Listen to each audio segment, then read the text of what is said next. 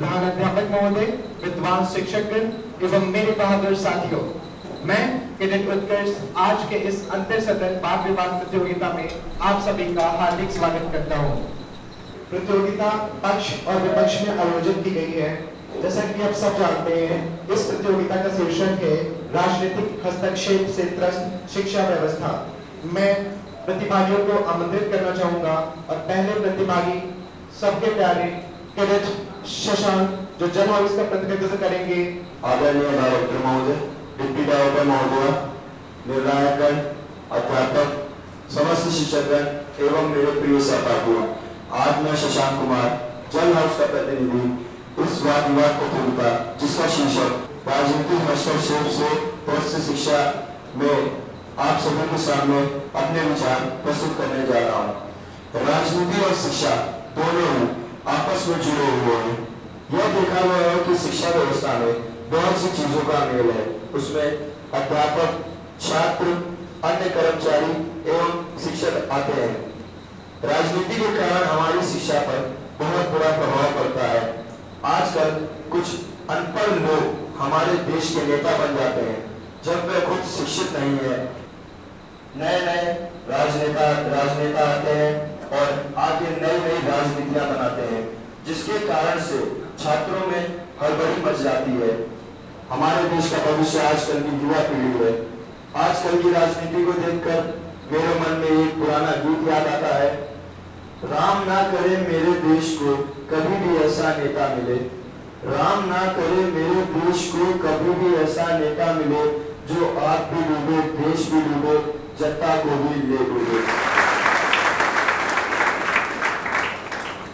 धन्यवाद शशांक, आपने अपना काफी मजबूत विचार प्रकट किए।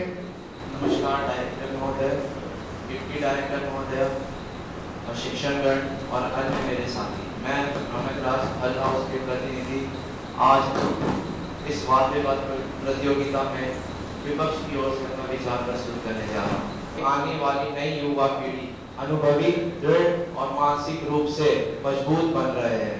कुछ साल पहले जहां कुछ दबे हुए वर्ग जो दब कर रह गए थे, आज के समय में वही दबे वर्ग जैसे महिला वर्ग ऊपर आ रही हैं, रोजगार पा रही हैं और शिक्षा के मामले में ऊपर आ रही हैं।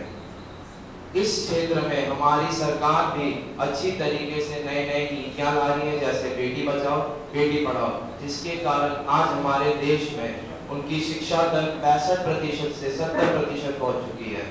अशिक्षित को शिक्षा दो, अज्ञानी को ज्ञान, शिक्षा से ही बन सकता है हमारा भारत महान।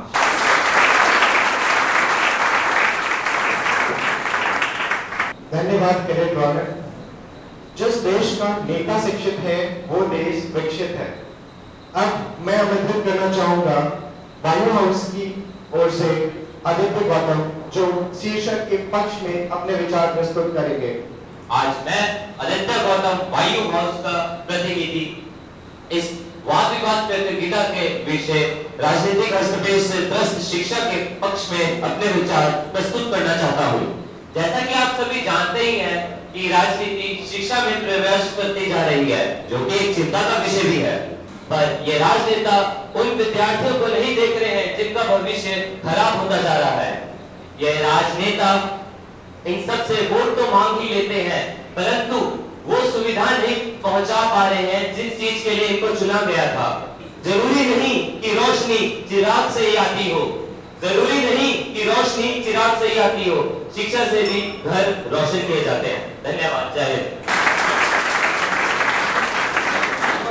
एवं मेरे सभी मित्रों, मैं दिव्यांश बिष्ट जल हाउस का प्रतिनिधि आज के इस वाद विवाद प्रतियोगिता में, इसका शीर्षक है राजनीतिक हस्ताक्षर से त्रस्त शिक्षा। 2011 की एक रिपोर्ट के अनुसार भारत में 74% लोग शिक्षित हैं, जिसमें 65% केवल औरतें हैं। अंत में मैं केवल ये कहना चाहूंगा कि पढ़ेगा इंडिया तभी बढ़ेगा इंडिया। जय हिंद, जय भारत। भारत में कई विद्यालयों का ढांचा बहुत ही खराब है। कई विद्यालयों में कक्षाएं पर्याप्त मात्रा में उपलब्ध नहीं है, जिसकी वजह से बच्चों को बाहर बैठ के पढ़ना पड़ता है।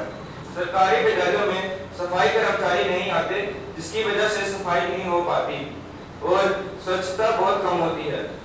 कई स्कूलों में तो शौचालय भी नहीं है और अगर है तो उनमें सफाई नहीं है, जिसकी वजह से बच्चों को बहुत ज्यादा परेशानी होती है। तो क्या ये चिंता का विषय नहीं है? जनता जिनको मूर्ख समझती थी, मूर्ख समझती थी, वो नेता बन गए, पढ़े लिखे बने नौकर और अनपढ़ राजनेता बन गए। जय हिंद। राजनीति और शिक्षा दोनों ही आपस में एक दूसरे के ऊपर बहुत निर्भर हैं। जैसे एक घर को चाहिए एक मुखिया, वैसे ही हमारे देश को चलाने के लिए एक राजनेता की जरूरत है। देश की राजधानी दिल्ली का उदाहरण ले लीजिए, जहाँ सरकारी स्कूलों की स्थिति इतनी बेकार थी कि वहाँ कोई पढ़ना भी नहीं चाहता था, किंतु आज वहीं पर स्कूलों की स्थिति इतनी अच्छी हो गई है कि वहाँ पर भिन्न राज्यों तथा शासकीय स्कूलों के बच्चे भी पढ़ने आते हैं। हमारे देश के पूर्व प्रथम प्रधानमंत्री पंडित जवाहरलाल नेहरू, जो कि कांग्रेस पार्टी से ताल्लुकात रखते थे, उन्होंने IIT का उद्घाटन करा था, जो कि आज विश्व के कुछ सबसे अच्छे इंजीनियरिंग कॉलेज में गिने जाते हैं। राजनीति के कारण स्त्रियों को भी बराबर सम्मान मिल रहा है। अंत में मैं कुछ एक पंक्ति के साथ अपने वाणी को प्राण देना चाहूंगा कि नेता की नीति ही समाज की स्थिति बदल सकती है, और राजनीतिक हस्तक्षेप से शिक्षाग्रस्त नहीं है। धन्यवाद। आजकल के पढ़े लिखे अभिभावक अपने बच्चों को इस तरह की शिक्षा दिलाते हैं जिससे भविष्य में उसे नौकरी मिल सके और वह अधिक से अधिक धन अर्जित कर सके, जो कि बिल्कुल भी सही नहीं है। शिक्षा ऐसी होनी चाहिए जो विद्यार्थी को बेहतर मनुष्य बनाए, जिससे कि वह सबका कल्याण कर सके। संसद में बैठे अनपढ़ राजनेता बना रहे हैं नीति, गड्ढे में धकेल रहे हैं शिक्षा को राजनीति। राजनीति का शिक्षक पर बहुत बड़ा प्रभाव पड़ता है।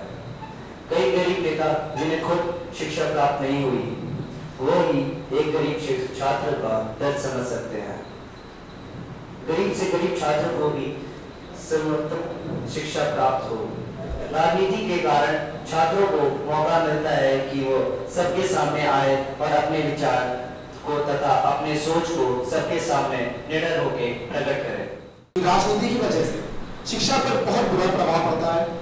आज समाज के लोग राजनीति की वजह से रूढ़िवादी और अंधविश्वासी विचारधारा के हो गए हैं, जिसके कारण इससे विद्यार्थियों पर भी बहुत बुरा एवं गहरा प्रभाव पड़ रहा है। जहाँ राजनीति पर शिक्षा की एक अहम भूमिका होती है, क्योंकि यहाँ के कुछ युवा राजनीति से प्रेरित होकर शिक्षा का त्याग करके सरकार को इन बातों पर ध्यान देना चाहिए, क्योंकि राजनीति का गहरा प्रभाव शिक्षा पर पड़ता है और एक अलग ही छाप छोड़ जाता है।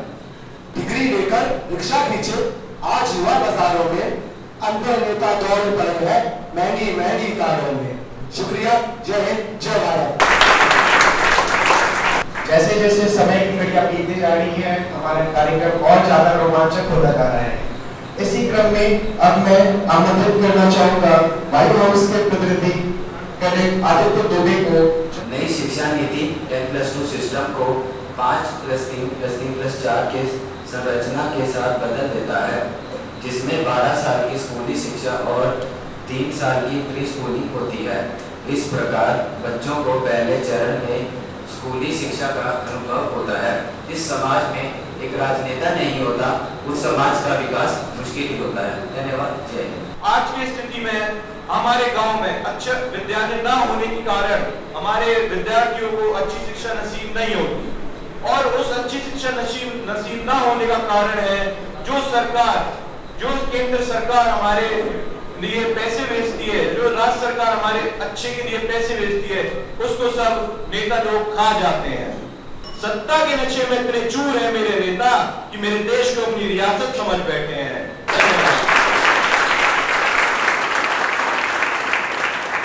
उन्होंने स्कूल का निर्माण करवाया और बहुत सारे आधुनिक यंत्र तन डाले, जिससे विद्यार्थियों को पढ़ने में कोई दिक्कत ना हो।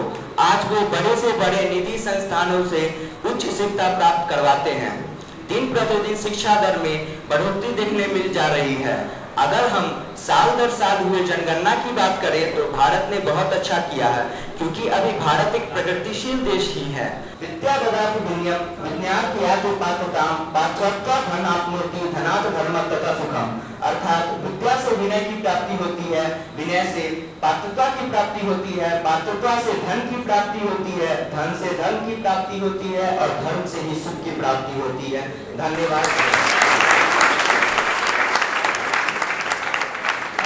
मैं माननीय प्रधानाध्यापक महोदय से निवेदन करूंगा कि वो मंच पर आए और 2 शब्द कहें। नमस्कार।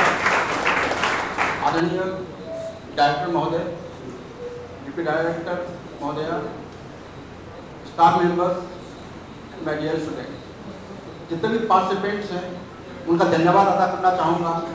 और इन बच्चों को टीचरों ने सहयोग से इन्होंने अपनी बहुत ही कम समय में अपनी विचार रखे हैं। ये भी देखिए आप, लिखना, उसको संरक्षित करना, उसको पढ़ना और यहाँ पर आकर के बोलना, ये कोई इतना आसान काम नहीं है।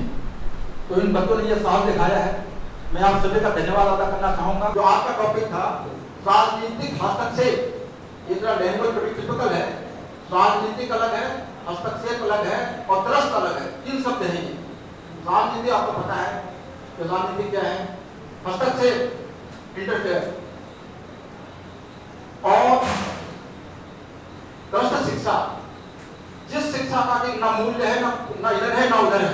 और भविष्य में जितनी भी डिबेट होंगी, चाहे वो इंग्लिश डिबेट हो, क्विज हो, स्पेल भी हो और दूसरे कार्यक्रम हो, मुझे आशा है कि बच्चे बढ़ चढ़ करके पार्ट लेंगे और मुझे चयन करने में दिक्कत होनी चाहिए। मैं ये आशा करता हूँ कि किसको रखूं मैं पैनल पर, किसको न रखूं। ये उमंग, ये जोश, ये आप लोगों के अंदर होना चाहिए। अब मैं माननीय डायरेक्टर महोदय को आग्रह करूंगा कि वो आए और अपने 2 शब्द हमारे पेश प्रस्तुत करें। Respected Principal Sir, Deputy Director, Faculty, Staff, Wardens और सबसे इम्पोर्टेंट हमारे प्रथम तक फाउंडेशन कोर्स के कैडेट्स और उनमें से भी जिन्होंने इस प्रतियोगिता में पार्टिसिपेट किया है, मैं आप सबको इस सफल आयोजन के लिए बधाई देता हूं। थोड़े से समय में आपने अपने जो भी विचार यहाँ पे प्रस्तुत किए, पेश किए, हमें बताया, हमें सुनाया, मैंने उनको ध्यान से सुना और कोई बोलते हुए कभी कोई डगमगाया, कोई हिचकिचाया, किसी ने बिल्कुल ठीक बोला, उससे बहुत ज्यादा फर्क नहीं पड़ता। सबसे इम्पोर्टेंट चीज जो मुझे यहाँ पे लगी, इनिशिएटिव। आप लोगों ने इनिशिएटिव लिया, वो सबसे इम्पोर्टेंट चीज है। जिंदगी में मंजिल उन्हें तो मिलती है जो आगे अपने कदम बढ़ाते हैं, जो सिर्फ सोचते रहते हैं और अपने दिन नहीं रहते हैं, इनिशिएटिव नहीं रहते, वो फिर कहां तक पहुंचेंगे, वो कहीं तक नहीं पहुंच सकते। शुरू में हो सकता है कदम डगमगाए, कुछ गलतियां हो, कुछ मिस्टेक्स हो, बट वो भी एक लर्निंग प्रोसीजर है। आज थोड़ा सा अगर आप घबराए, थोड़ा सा अगर आप भयभीत हुए, थोड़ा सा आप संकोच हुए, तो नेक्स्ट टाइम उससे बेटर होगा, उससे नेक्स्ट टाइम और बेटर होगा। और एक दिन बिलीव मी ऐसा आएगा कि अगर आपको सोते हुए भी माइक पकड़ा दिया जाए और कुछ बोलने को बोला जाए तो आप संकोच बिना किसी भय, बिना किसी शक के अपनी बात रख सकते हैं। वही प्रथम बात है। एक पेपर दूंगा सभी को जिसमें कुछ इंपॉर्टेंट चीजें लिखी हुई हैं और आपको बस उतना ही फॉलो करना है जितना उस पेपर पर लिखा हुआ है, और आपने वो फॉलो कर लिया आने वाले 2 सालों में, तकलीफ में आप डिफेंस ऑफिसर बनने के लिए तैयार हो गए होंगे। अपॉर्चुनिटी, मौका सबको बराबर मिलता है, बराबर मिलता है। बात उन बिंदुओं की है, उन पॉइंट्स की जो भी मैं आपको देने वाला हूं, उसको आप किस तरह से लेते हैं, किस तरह से फॉलो करते हैं, गाइड हम करेंगे, लेकिन आपको इसको फॉलो करना है। अभी आपको यहाँ पे ज्वाइन किए हुए कुछ ही टाइम हुआ है, आई कैन अंडरस्टैंड। अभी भी आप उस मोड पे हैं जिस मोड पे आप घर से निकले थे। हाल ही में आपका रिजल्ट भी आया 10th क्लास का, कल सीबीएसई बोर्ड का रिजल्ट आया आपका, आईसीएसई बोर्ड का पहले आ गया था। तो इस मौके पे मैं तमाम कैडेट्स को भी जो कल के रिजल्ट से अपने 10th क्वालिफाई करके अब 11th क्लास में आए हैं, उनको भी सबको कांग्रेचुलेशन बोलना चाहता हूँ। किसी ने अच्छी परसेंटेज ली, किसी ने मीडियम ली, किसी ने थोड़ी कम ली। अभी मुझे पूरा इसका ब्यौरा नहीं मिला, फिर भी मैं सभी को, आप सबको, आपके पेरेंट्स को आपके रिजल्ट के लिए बधाइयां देना चाहता हूँ। जिंदगी के मुकाम पे आप एक कदम और आगे बढ़ चुके हैं, एक कदम आपने अपनी आने वाली जिंदगी में और बढ़ा लिया है। तो अब आपको धीरे धीरे वो मैच्योरिटी अपने अंदर लेके आनी है, वो समझ अपने अंदर लेके आनी है, जो कि एक दिन आपको आपकी मंजिल तक पहुंचाए। और आप सबको मालूम है कि आपकी मंजिल क्या है, आप सबको आपकी मंजिल पता है क्या है, पता है ना? किसी को कोई शक तो नहीं है उसमें? जितनी जल्दी आपके दिमाग में ये चीज घर कर जाएगी कि मैं यहाँ पे सिर्फ स्कूलिंग के लिए नहीं आया, तो मैं अपने घर भी कर सकता था।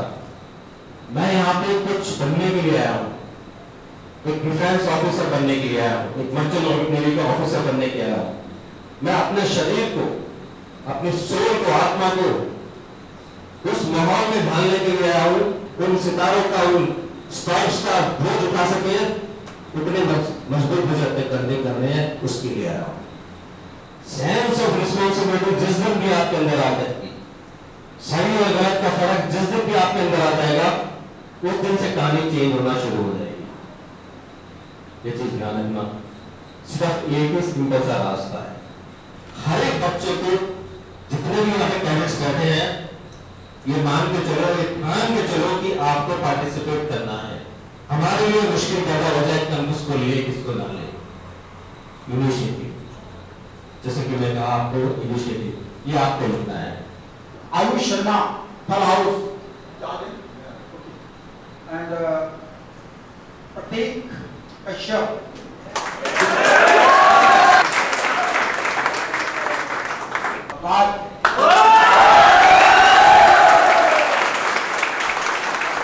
मैं आप सभी का एक बार फिर से धन्यवाद करना चाहूंगा कि आप सभी ने धैर्य बनाए रखा, और मैं अतिथिगणों का भी धन्यवाद करना चाहूंगा। अब समय आ चुका है कि आज इस कार्यक्रम को यहाँ विराम दिया जाए। Kindly subscribe Gide YouTube channel and don't forget to press bell icon.